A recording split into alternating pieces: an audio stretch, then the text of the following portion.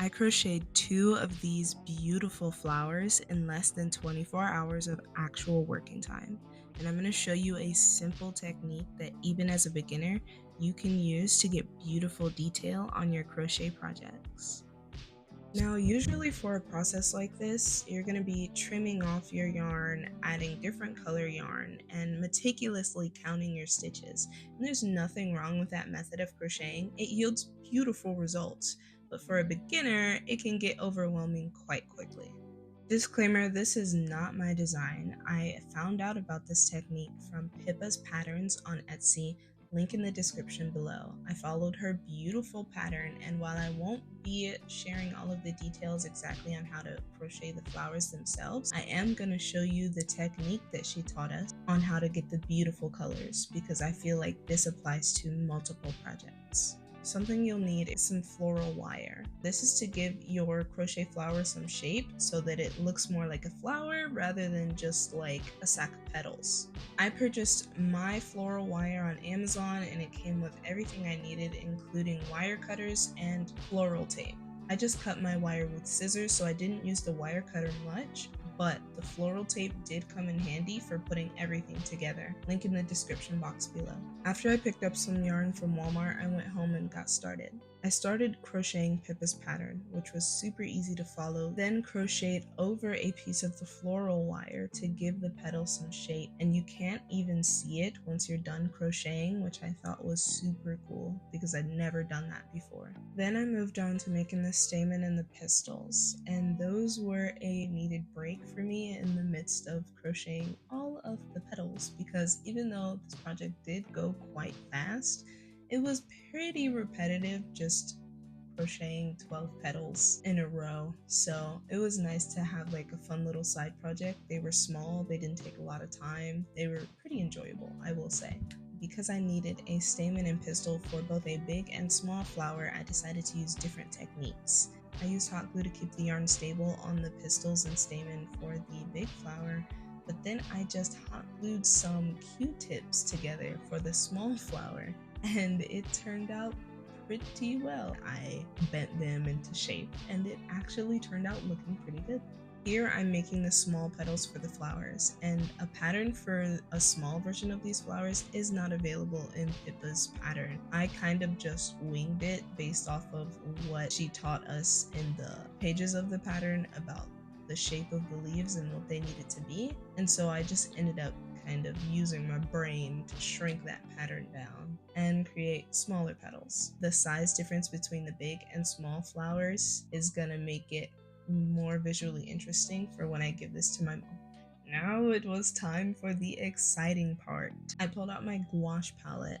Pippa suggests using pastels or acrylic paint, but I had gouache on hand and it ended up working pretty well. So if that's all you have, then that will work too. I took this nice pink shade and put the majority of it in the center of the flower to get like a nice heavy pigment in the center. Very lightly dust it out and blend it out the color to the edges of the flower, and then use the little remaining paint to dust over the very outside edges to make sure that it had a very nice like blend, but there was still color on the outside of the flower petals. Next, I used a darker mix of that pink, a little bit of black, and a little bit of dark red to create the line down the center. I personally liked it better when I left the line more defined, even though I ended up blending it out on some of the pieces. If I were to do this again, I would definitely not blend that line out as much. And last but not least, for the pinning process, I used a little bit of red and black mixed together to create the dark dots and freckles that go on the center of the flower. This is where I really felt it coming together, and it really gave me fairy vibes. The excitement was through the roof at this point. Once all of that had dried, it was time to assemble the stamen and pistils together, and I did that with floral tape. This is where that kit came in handy.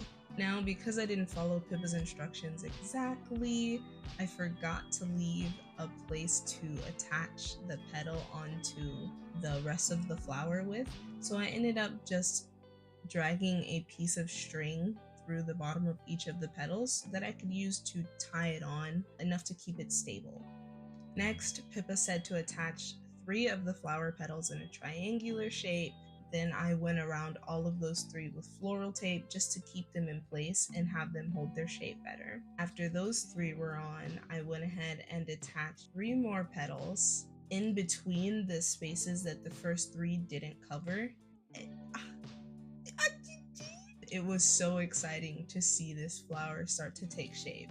After that, it was time to crochet the leaves. I was really tired at this point, so I ended up just kind of breezing through the leaves. I didn't follow the pattern, I just winged it in my head what I thought a leaf could look like, and then I weaved a piece of wire through the leaf at the last minute. Because it's all green, you can't see it, and I feel it turned out perfectly. After I completed the leaves, I used Pippa's instructions to attach the leaves onto the rest of the flower. The smaller flower wasn't an issue because the wire bent in half was the perfect size and amount to make the stem for the flower. But for the stem for the bigger flower, I got a little creative and used an incense that was laying around my room and just wrapped that in yarn. I don't know if I would do that again, but it worked for this time being, and it's scented.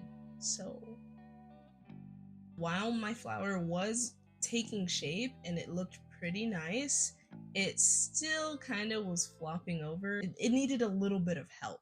So I whipped out the hot glue gun and began gluing any places I felt could use like help staying in place, and just staged my flower and glued here and there. And after that, I was just so happy with the result.